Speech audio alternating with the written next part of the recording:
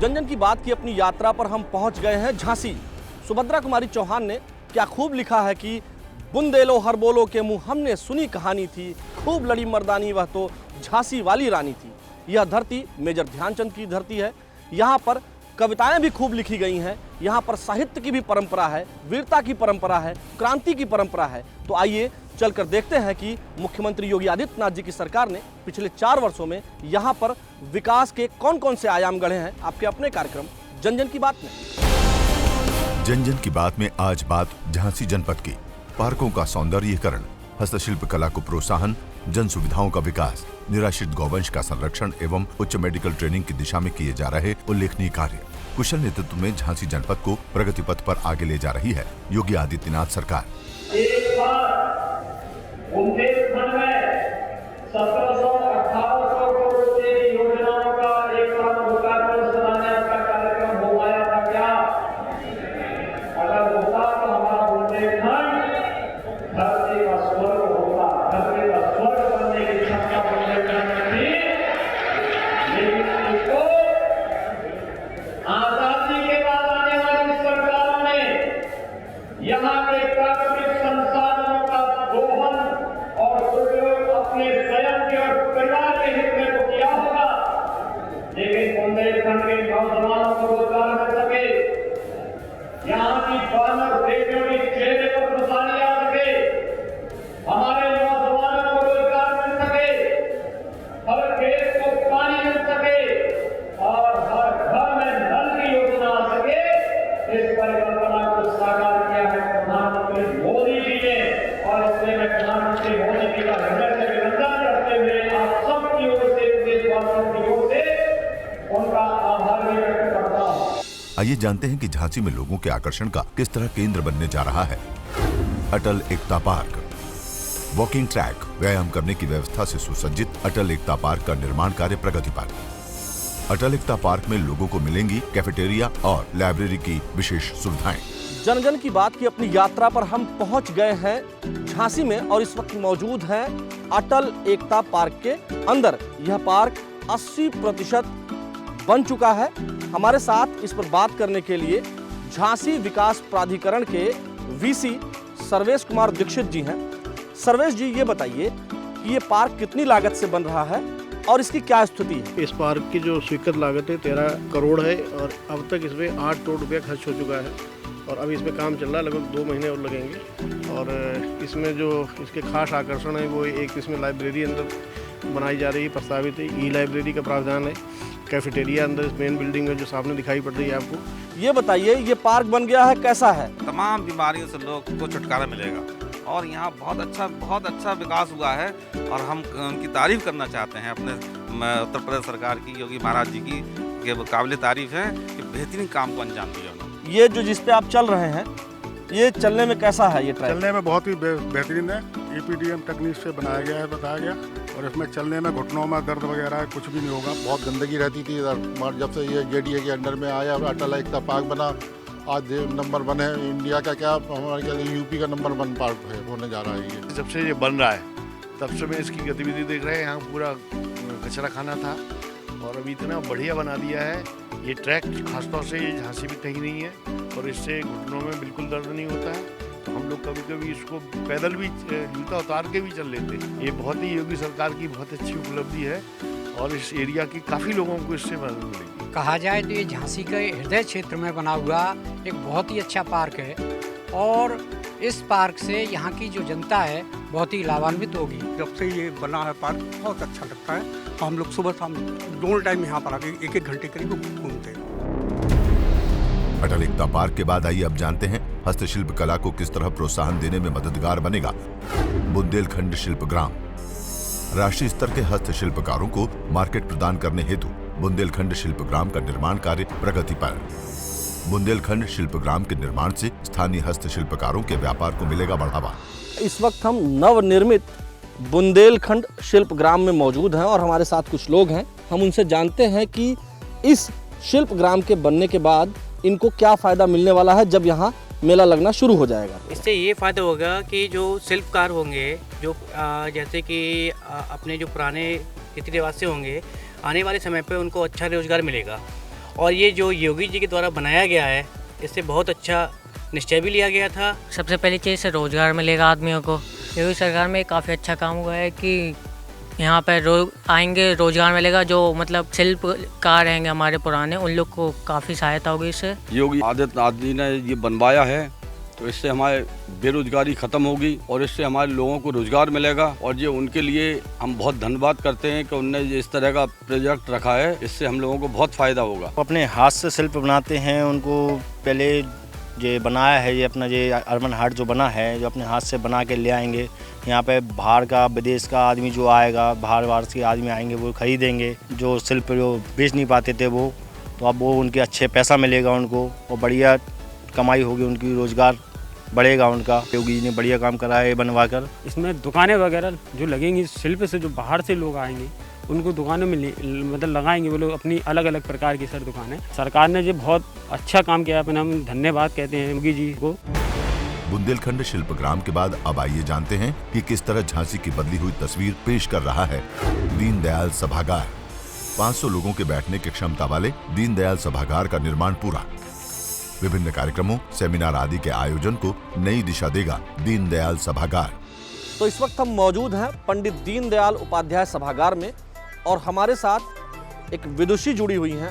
हम उनसे जानेंगे कि पहले इस सभागार की क्या स्थिति थी। मैं बधाई दूंगी माननीय योगी आदित्यनाथ जी को, इसको सबसे पहले अंगीकृत किया और झांसी विकास प्राधिकरण को उन्हीं स्थानों को उच्चीकरण करने के लिए जनहित में, लोक निर्माण में इसका प्रयोग किया जा सके। भाग्यशाली है हम यहाँ पर जो झांसी में सभागार हमको दिया गया है। इसमें हम लोगों को 8 लोगों को रोजगार भी दिया है इसमें, जो आज की स्थिति में यहाँ यथावत काम कर रहे हैं। तो क्या कहना चाहेंगे मुख्यमंत्री योगी आदित्यनाथ? मैं बहुत बहुत धन्यवाद कहूँगा ऐसी सरकार के लिए जो हम लोगों गरीबों को देख रहे हैं। अब यहाँ पर अच्छा पैसा लगा है, इसमें अच्छा बढ़िया बन चुका है और हमको यहाँ रोजगार भी मिल चुका है। अच्छा, तो खुश हैं आप? हम खुश हैं, यहाँ चौकीदार के पद पे हैं।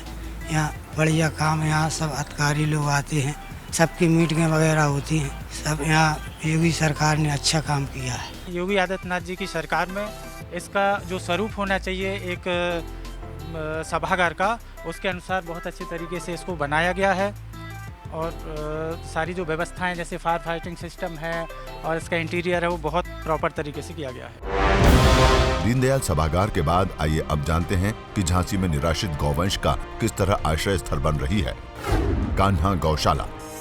निराश्रित गौवंशीय पशुओं का संरक्षण एवं संवर्धन कर रही है कान्हा गौशाला। कान्हा गौशाला में निराश्रित गौवंश हेतु चारे, पानी, चिकित्सा आदि की समुचित व्यवस्था। यहाँ इस वक्त हम मौजूद हैं झांसी के कान्हा उपवन गौशाला में और हमारे साथ मौजूद हैं राघवेंद्र सिंह जी, जो यहाँ के पशु चिकित्सा अधिकारी हैं और इनसे हम जानेंगे कि क्या कुछ यहाँ, कितने गाय हैं, कितने गौवंश हैं और इसके अलावा यहाँ क्या क्या सुविधाएं दी जा रही हैं और इस गौशाला से कितने लोगों को रोजगार मिला।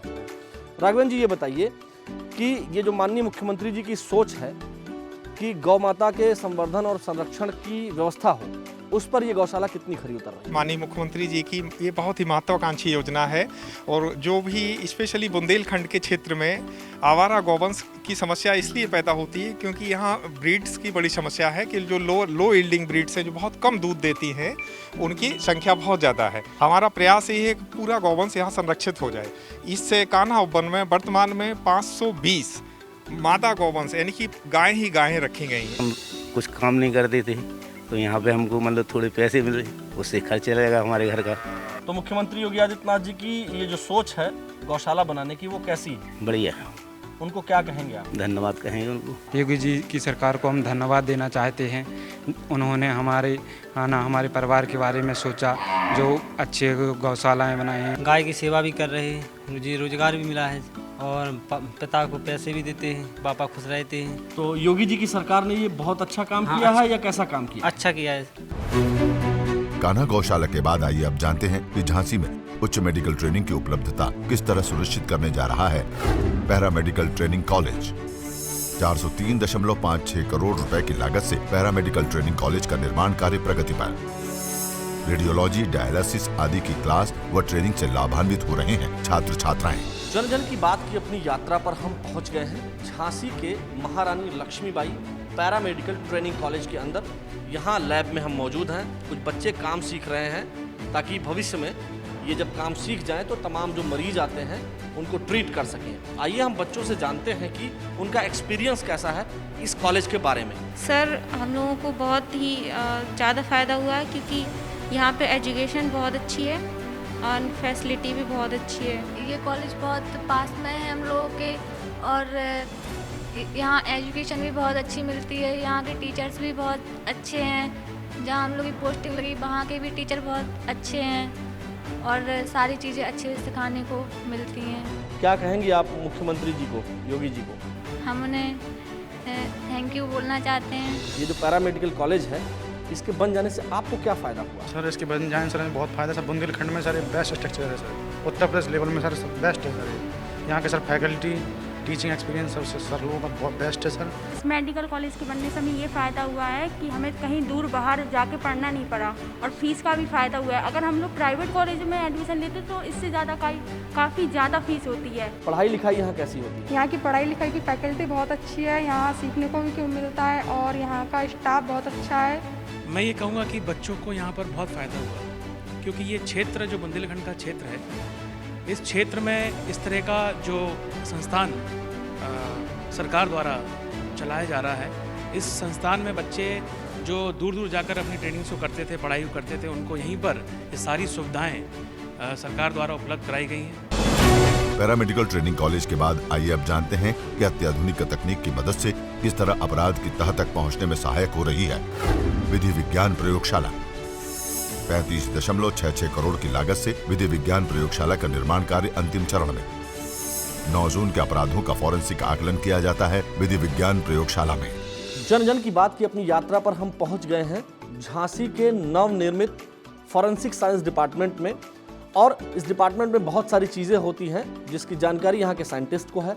आइए, हमारे साथ इस वक्त मौजूद हैं प्रमोद श्रीवास्तव जी।